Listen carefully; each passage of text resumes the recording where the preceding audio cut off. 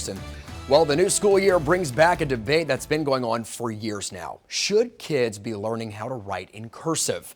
A growing number of young people can't even read it these days, and in Oklahoma, the cursive lessons that most of us grew up with are actually going away. Today, we're exploring multiple sides of this debate over the decline of cursive. It's all new at 6:30. The Declaration of Independence was handwritten in cursive. Many personal checks still need to be handwritten and signed. Rudolph?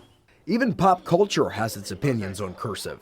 I hate cursive and I hate all of you! Since the U.S. adopted Common Core standards in 2010, cursive has declined and even disappeared in some schools. But is erasing cursive to the detriment of future generations? Well, let's do some homework on the collapse of cursive with a calligrapher who says it still has some benefits, a professor who teaches future teachers, a tutor who says good riddance, and another who says cursive still has some practicality. Let's begin with keeping cursive alive in the home studio of calligrapher Srujana Nimagata. Learning to write well is something that you're never going to regret. For her, it's not a cloudy issue. Good handwriting has value. I think there's just a different sort of connection that you have receiving a handwritten letter. And she argues there's a quiet confidence projected when communicating is in cursive. If there's a way to keep it in schools, I think they really should. There isn't a lot of research supporting cursive one way or another. Dr. Krista Griffin is a literacy professor with 25 years experience. There's not one size fits all anything in education. She says in the 21st century, with high-stakes standardized testing, cursive isn't always worth valuable classroom time, given the demands put on teachers. If I'm a teacher and I know that my job is dependent upon how well my students do, cursive isn't on the test. She also sees strong cognitive learning with reading and writing in cursive. When I'm taking notes, I can't move as quickly as I can when I'm keyboarding.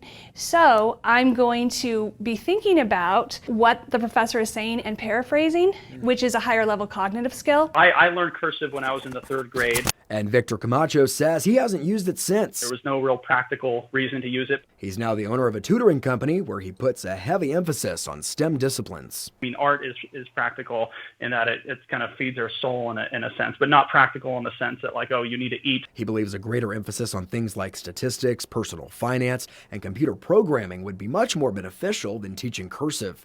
He says higher proficiency in those skills could also alleviate many ongoing societal issues. If we replace, teaching cursive with like helping people manage their finances, I think that would go a long ways. How to manage money and how compounding interest works and how, what an investment is, what risk versus return is. And that brings us to another expert, Stephanie Rizalki, a tutor. Cursive is just not a skill that is needed today to be successful. Everything has really moved to a technological platform. Rizalki does, however, say cursive can still help with disorders like dyslexia. Kind of limits reversals that are happening for students. It is beautiful. It looks really nice. And that brings us back to Srujana. There is something very grounding about picking up a pen and paper. If nothing else, she says the elegance of script alone is worth keeping cursive alive. There's a lot of history, there's a lot of tradition. You can tell a lot of what's happening in society through the years as you study a style of script.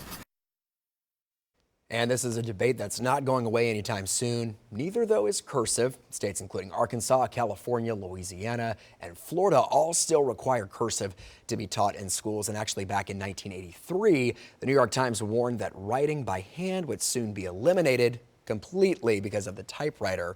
That obviously didn't happen. We still obviously handwrite things. We handwrite things on our scripts here, you know. So for now, cursive will survive, but it might not be as popular as it was in the past. See, I wish it stuck around. You know what's also a lost art is calligraphy, which is like a beautiful form of cursive. Yeah. So, yeah, I feel like my handwriting is like a combination of cursive and print.